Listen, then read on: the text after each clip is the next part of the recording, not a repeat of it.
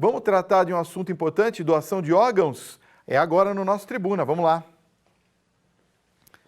Não tem vinheta, pegadinha para o apresentador. Boa noite, doutor, seja bem-vindo, doutor José Lima Oliveira, que é cirurgião cardiovascular.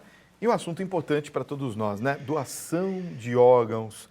Doutor, como é que nós estamos hoje, assim, um panorama geral na questão de doação de órgãos, hein?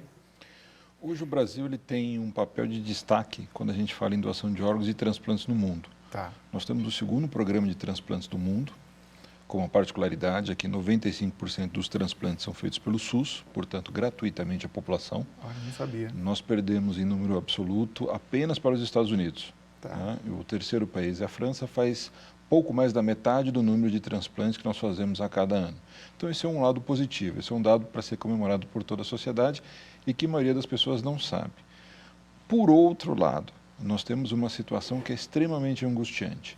Nós temos, entre aspas, uma sobra de potenciais doadores de órgãos, nós temos um baixo aproveitamento dos nossos potenciais doadores. Com isso, nós temos uma fila de espera de órgãos que é muito grande, uma mortalidade em fila que é extremamente elevada e um número de transplantes que nós fazemos anualmente, nós poderíamos estar fazendo um número muito maior, reduzindo o tempo de espera na fila, portanto, reduzindo a angústia dessas milhares de brasileiros e de seus familiares, diminuindo a mortalidade em fila e dando qualidade e expectativa de vida para essas pessoas. Então, de um lado, nós temos a alegria, entre aspas, de termos um sistema que funciona bem, mas que precisa e que poderia estar funcionando melhor, e do outro lado, nós temos a parte desse sistema que não funciona com eficácia e eficiência.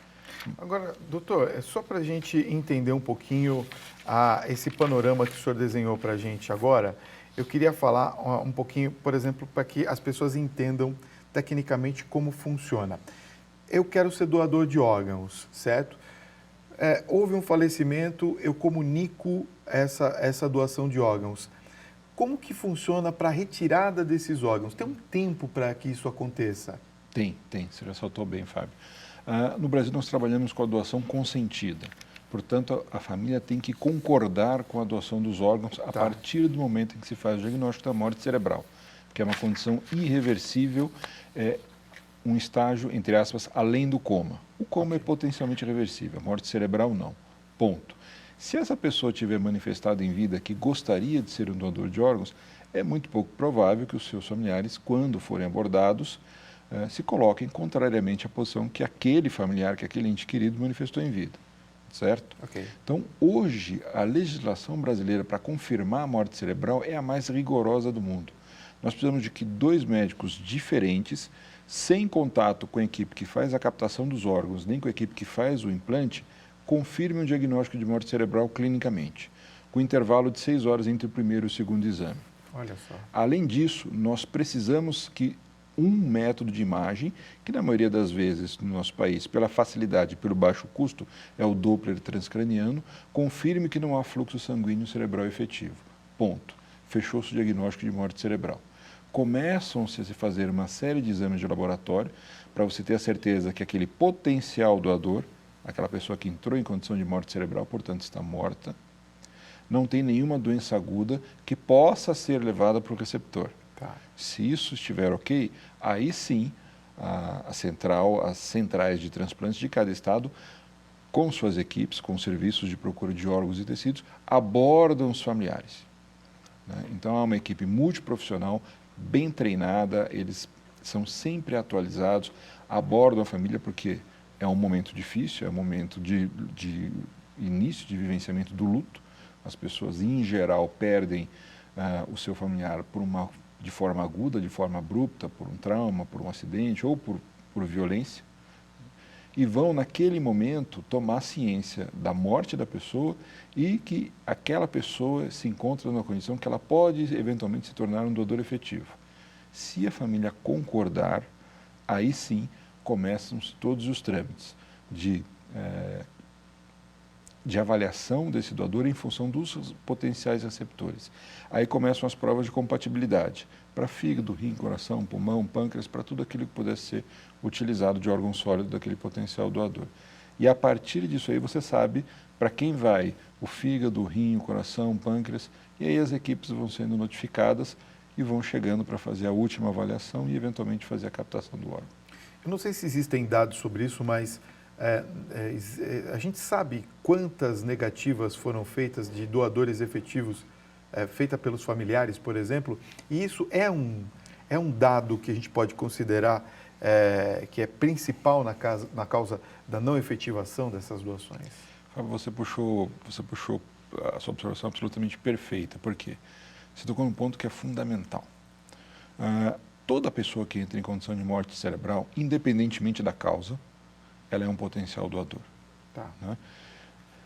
A maior causa de não utilização dos órgãos sólidos desses potenciais doadores é a recusa familiar.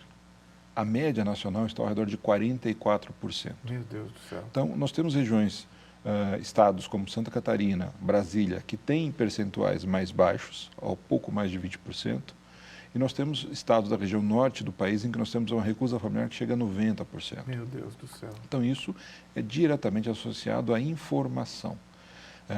Nós precisamos conversar com as pessoas para desfazer as dúvidas que são absolutamente naturais. O transplante, ele contrapõe vida e morte. É absolutamente natural que as pessoas tenham dúvidas e tenham receios. Ninguém gosta de falar de morte, né? Ainda mais na nossa cultura latina, Claro. Ninguém fala de morte. Claro. Né? Então, isso é absolutamente natural. Então, nós precisamos melhorar a nossa comunicação com a sociedade. Porque a gente fala muito sobre isso, Fábio. Eu já fiz reuniões para meninos da Fundação Casa, Fundação Casa, né? Hoje em dia, Sim. na Zona Sul de São Paulo, e fiz na Fiesp. As dúvidas são as mesmas.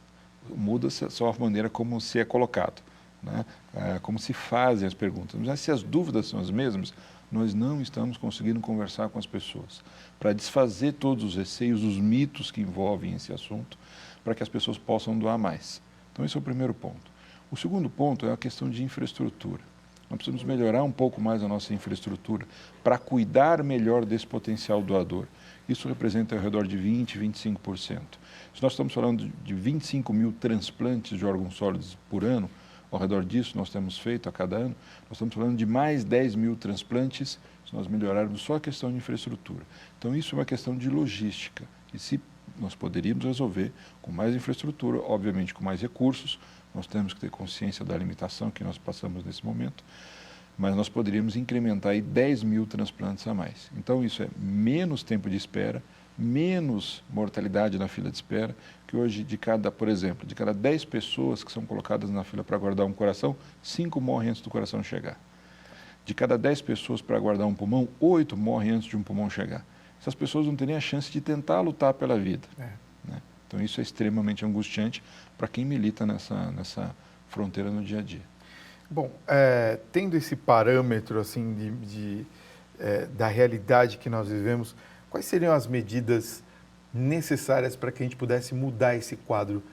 Na sua opinião, o que mudaria agora? Fala, eu preciso mudar isso agora para mudar essa realidade. Infraestrutura. A curto prazo, melhorar a infraestrutura para manutenção desse potencial doador. Ou seja, a retirada...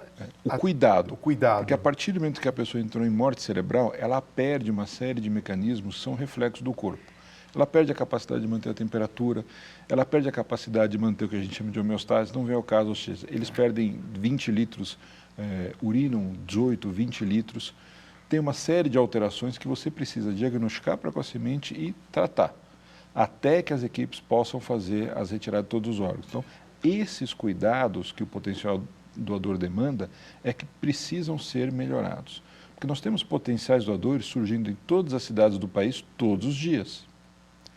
E, na grande maioria das vezes, vêm dos hospitais de periferia. Então, a infraestrutura precisa ser melhorada, a atenção especificamente ao potencial precisa ser melhorada.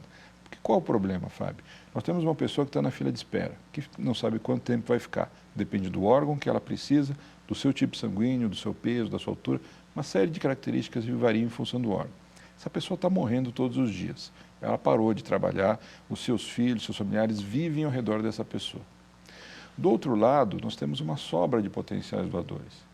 Já que nós jogamos 44% dos potenciais doadores no lixo, porque a recusa familiar se faz presente.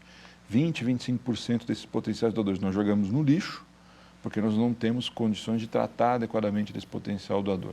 E do outro lado, nós temos pessoas morrendo na fila de espera. Você precisa ter uma compensação, tem que haver um equilíbrio disso. Tem que haver um equilíbrio disso. Nós temos hoje, por conta do nosso perfil etário, populacional e também por conta das nossas condições sociais, o perfil do nosso doador, ele tem uma idade média inferior ao do doador da Europa e dos Estados Unidos. Ele é mais jovem. Até o momento do trauma, ele é saudável. Não há porque você não conseguir usar os órgãos dele, a não ser, obviamente, que você tenha um trauma de tórax, um trauma de região abdominal que inviabiliza a utilização do fígado, do pâncreas, do rim. Assim, são questões específicas. Mas, a princípio, ao contrário do doador da Europa e dos Estados Unidos, que é um doador mais velho, que é um doador que já carrega doenças crônicas como diabetes, hipertensão, tabagismo, estresse, colesterol elevado, nós teríamos que estar pelo menos utilizando o mesmo percentual de potenciais doadores que eles usam, que é ao redor de 60% a 70%. Hoje nós não utilizamos nem 30% dos nossos potenciais doadores. Então esse é um gargalo, né? E se a gente enxergar o transplante como uma linha de produção, só vai aumentar o número de transplantes e melhorar os resultados se nós agirmos inicialmente no gargalo. E o gargalo o potencial doador tem que virar doador efetivo. Ok. Doutor José, queria agradecer muito a sua presença nessa noite. Obrigado pelos esclarecimentos. Eu que agradeço.